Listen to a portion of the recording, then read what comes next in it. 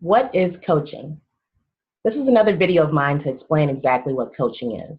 It's really hard to explain what coaching is when someone approaches you and says, what is coaching? Or what makes you a life coach? What makes you qualified for a life coach? Things like that, because then these are obviously people who have no clue about spiritual work and the difference a life coach can make. So it's hard to explain that to people when you don't know exactly what level they're at or where to reach them at. So we'll start by placing this seed into your subconscious mind right now. And it's a question for you. So my question is, how do you know when you've grown spiritually? Okay, so that's a question I want you to think about as I explain to you right now what coaching is. Coaching is just a conversation. Now, when I say that, of course, I don't mean just a conversation. What I mean is that coaching seems like a conversation to the person on the other end. It seems like a conversation that needs to be had. It's definitely a consciousness-raising conversation. It's a conversation that raises your awareness. It's a conversation that definitely will stick with you all day, the next week, the next month. It's a conversation that will stick with you throughout your lifetime until you have grown spiritually to the point where the conversation no longer is something that you're just thinking of, but it becomes a part of your awareness, a part of your day-to-day activity. For example, if there's a coaching session and it has something to do about, thinking before you spend your money, then every time you spend your money, you're going to remind yourself to be aware of what you're doing, or, that you're circulating the money. You're not just dishing it out or spending it. And that's something you'll remember at times when you feel like, oh, I'm spending all my money, or when am I ever going to get my turn? I'm always giving someone else money. When will it be mine? Things like that. So the things we talk about will definitely be something like a little saying, a reminder to you. It's like the Jiminy Cricket voice in your head. Those how those conversations will go, where after you have that conversation, you will know that you are growing. You will know that you are more aware, more conscious of the things that you say and do.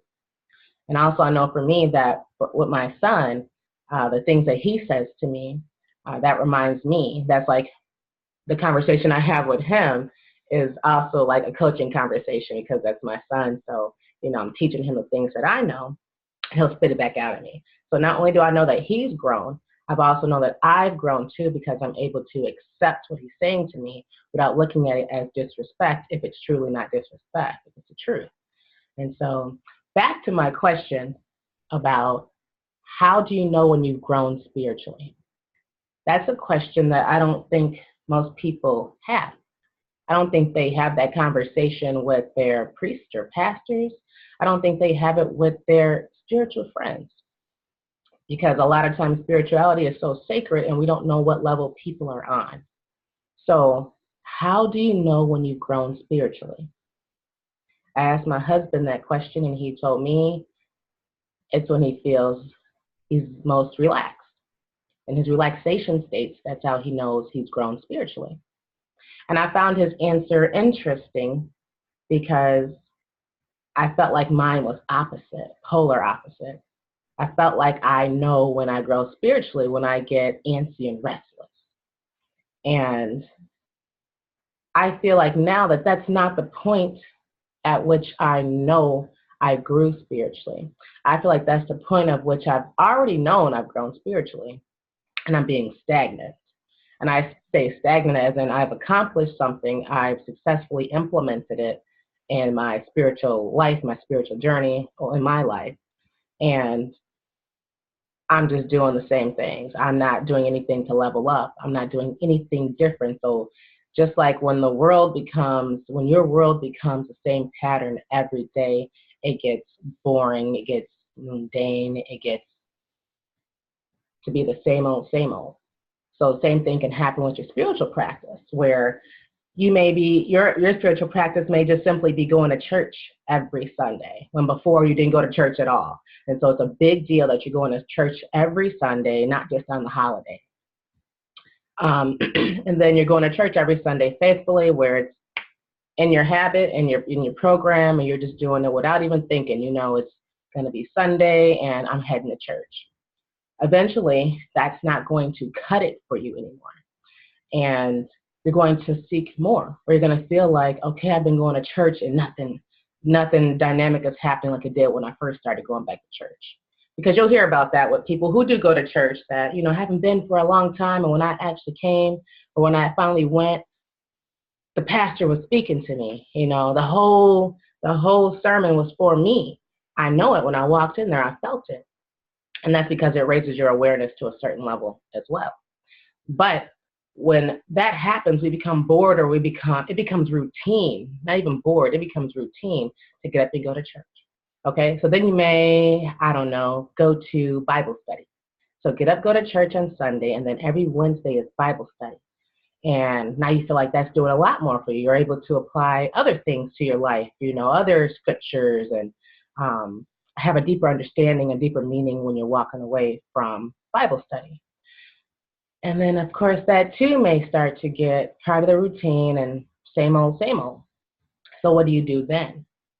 Okay, and how do you know that the magic has stopped working? And so that's what I mean. Like when my husband said that he gets in his state of relaxation, I feel like that's the point when we know that our magic has been working.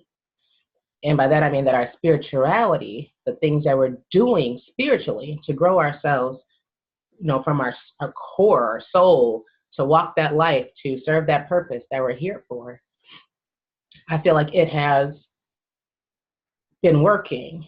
And I feel like it has showed us or proved to us in some way where we are able to sit easy and know that we can be relaxed because we have faith.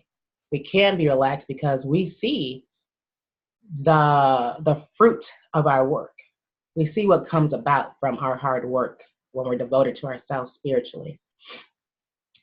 So that leads me into the next question, which is, once we know, or once we become aware that we have grown spiritually, how do we know what our next step is? How do we know what our next step is? Are we just going to sit there for another year or two feeling like, I don't know, going to church every day is enough? Let me stop talking about people who go to church, because everyone who's spiritual doesn't necessarily go to church. I know this, okay? So we don't all go to church. We don't all feel that we have to be connected to a religion to believe in God. We don't feel like God put us down here to say, you have to find a religion or to seek me out. We're all God's children. And some people don't even believe in God. That's a whole nother topic. But so for those people who are meditating, or those people who are doing yoga, okay, so you just started meditating for the last year, and every day you've done 20 minutes a day. Is that sufficient anymore? I know for my personal journey, it was no longer sufficient anymore. My 20 minutes a day started to not wear off, but I started to notice that I needed it more, or not even needed it more, I wanted it more. I knew what it did after I've done 20 minutes a day, and so I wanted to do it throughout my day. Well, it became like medicine to me.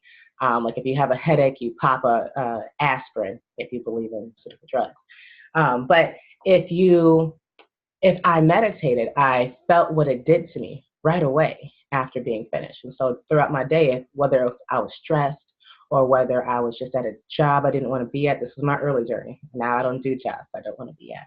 But whether that was the case or not, or even I'm going to a party and I'm there, but it's not my cup of tea, and for some reason I'm not leaving, whether it's, you know, it's a wedding, whatever, whether it's just somewhere I'm at where I feel like it's overload of people or overload of the conversations that are being had, and my escape is meditation. So I started to realize that the 20 minutes no longer served me. I need to do more, or I wanted to do more. And then even with meditation, I felt like, what else can I do? There are other things. So then I got crystals. and then tending to my crystals became my thing too. And it's just, as I started taking steps spiritually, following my own path, the way that you would say superstars of the Bible, followed their path, life becomes very interesting, and you feel the growth, you see the change, you see the effect that your practices have made on your life. And so you know that that's something you want to keep going after. You want to keep traveling down that path because that is life. Your spiritual enlightenment path is your life path. That's what you should be doing. So it went from the crystals to what else can I do? And so that's what this channel is actually about. Sometimes you guys will see or hear me speak about something I've done spiritually and what my review is of it. So like I said, the 20 minutes was no longer sufficient for me. Yes, I did crystals, but I kept, trying to find a way to enhance my meditation. So then I went to the Vipassana, and I was at a silent meditation retreat for 10 days. That's what the Vipassana is. And I meditated all day, literally from 4:00 in the morning, 4:30 in the morning until 9:00 at night, meditating all day. And talk about understanding the difference between 20 minutes versus more time than that. And so then from that step right there, I got exactly what I was looking for. I was able to take my practice of meditation to another level. Now, when I came home, of course, I didn't do it, from 4:30 in the morning to 9:00 at night, because we have lives. We all have lives, and we're trying to, do what we came here to do. But I was able to extend it out to 2 hours a day, one in the morning, one at night. And even if I fall short on that sometimes, which I do, because other things go on, and honestly, too, I don't prioritize it like I have to meditate for 2 hours a day. I just know I'm going to meditate sometime during the day, and I do. So with that, even if I don't do my full 2 hours, 1 hour in the morning, 1 hour at night, I still at least do 45 minutes or something. It's way more than 20 minutes because I know that that's required for me. When I no longer feel the effects of it, I know what's required for me. And on top of that, I've done gong baths. And that's something I haven't put on here. And I think that that's simply because you're in a meditative state when you do it. I could review it, and I have a couple of pictures to show, but it's nothing like the experience. Like, you actually have to be there. Even if I recorded what was happening, you have to feel it. There are certain things on our spiritual path that we simply must do, physically do, to understand its effects. And so some things I find it hard to put on here, even as a review, because my review can be, tell you everything that's happened or how I feel afterwards. And on top of that, too, sometimes it takes days to unfold what happens because of what you do spiritually. So how do you know what your next step is spiritually?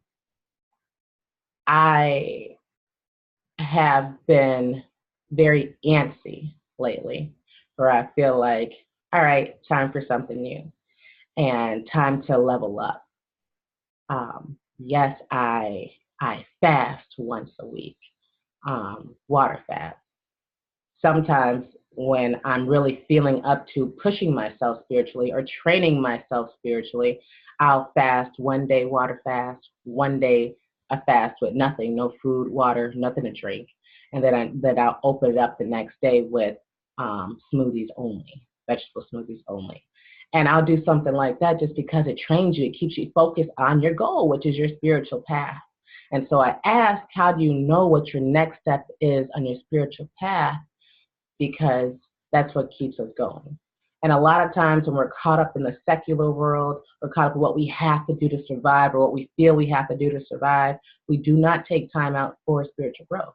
And even going to church every day, it touches on spiritual growth, but it's going to get to a point where that is no longer enough, and you're going to need more to grow yourself spiritually. And so it's important, and that's why I bring up that question. And so it's time to level up for some of us. And if you feel like, I've tried all this and it worked for a while, or I tried all this and now look at where I'm at, you're just not happy with where you're at spiritually anymore when once upon a time you were, then that's how you know that it's time to up your ante. It's time to reel it back in and devise a game plan to how to get back on track or how to level up to the next step. So comment below on how you know when you've grown spiritually. Because once you know and are aware of how you grow spiritually, or the feeling that you get when you're satisfied with your spiritual progress, then you know how to look for that. And you'll be more in tune with the different ways of discovering what your next step is. And of course, like and subscribe. And if you feel like you could use a one-on-one consultation, then feel free to send me an email or call me. I'll provide the link below. And again, you all know it's www.mrsdivineawakening.com for my website. And I also sell on there, programs for children. And so this teaches them spirituality at their own pace and at a broken down level where things are very tangible and real, where it's not a lot of confusion as to what it means to trust yourself or what it means to understand energy or see energy. So I have programs on there like that, and also do online workshops. So for those of you who can't afford coaching, one-on-one coaching, definitely look at the different workshops that I have available, because that's when you're working with me one-on-one online, or you can have a group of friends who you feel like are into the same workshop category as you are, and I can do it that way. But it's live and interactive, and they're different every time, but they all cover the same things for the most part, but they're different every time because it's a live engagement. So where that rabbit hole takes you, you won't know until you actually get there. But check out my website definitely and see what it is that I have to offer you that you're interested in. And remember to keep on growing and keep up that endurance that we need to train ourselves spiritually. Hi, your life coach. Good night, Star People.